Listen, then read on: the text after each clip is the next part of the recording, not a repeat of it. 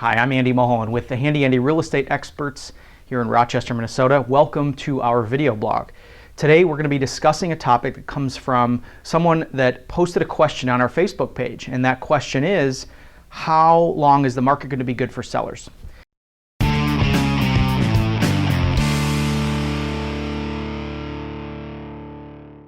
As everyone knows, the market is very hot right now for sellers, and we'll talk about why and how long that might last.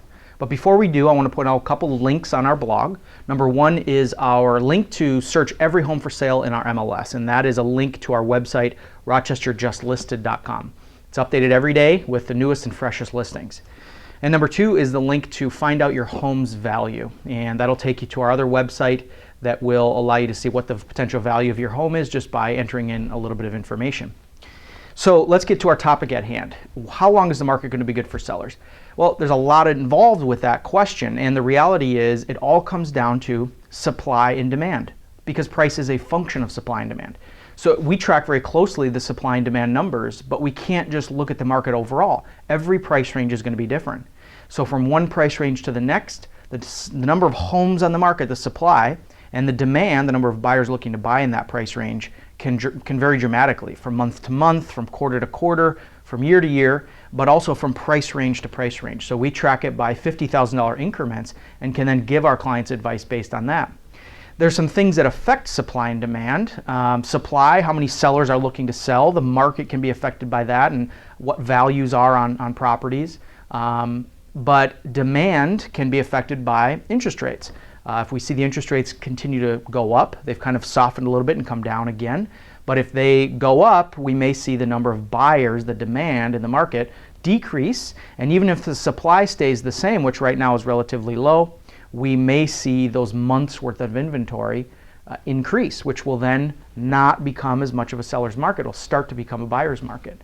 So our question comes from Stephanie Peterson from our Facebook page. And again, her question is, how long will the market stay hot for sellers? It's a great question. Thank you, Stephanie, for asking. But the reality is that is affected by a lot of different variables. And supply and demand are the two most important keys to that. Those give us the absorption rates. And price is a function of supply and demand. So to make this very simple, supply represents the number of homes on the market, and demand represents the number of buyers in the market.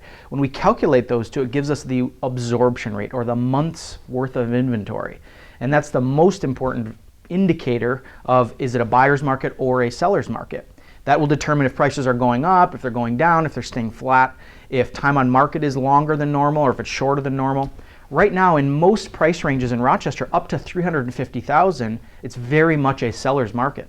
But if we get over $300,000, $350,000, we start to see that soften quite a bit, and it becomes more of a buyer's market. So when we watch those absorption rates carefully, we can give better advice to our clients on, how to position themselves in the market compared to their competition. So how long will it stay a seller's market? That depends. A lot of it comes down to the interest rates, and how much demand, how many buyers are looking to buy is determined by, how comfortable they are purchasing, how much purchasing power they have. And that is oftentimes determined by their interest rate. And on the other side of it, how many sellers are looking to sell. That's oftentimes determined by what's going on in a local economy. Are there more jobs being added to the economy or taken away? It could determine how many people are looking to buy and sell. In Rochester, we have the Mayo Clinic, and so we have people constantly coming and going. It keeps that ball turning, which we see more and more sellers coming to the market every day. So thanks again, Stephanie, for your question. Hope that answers it, and thanks again for watching our video blog.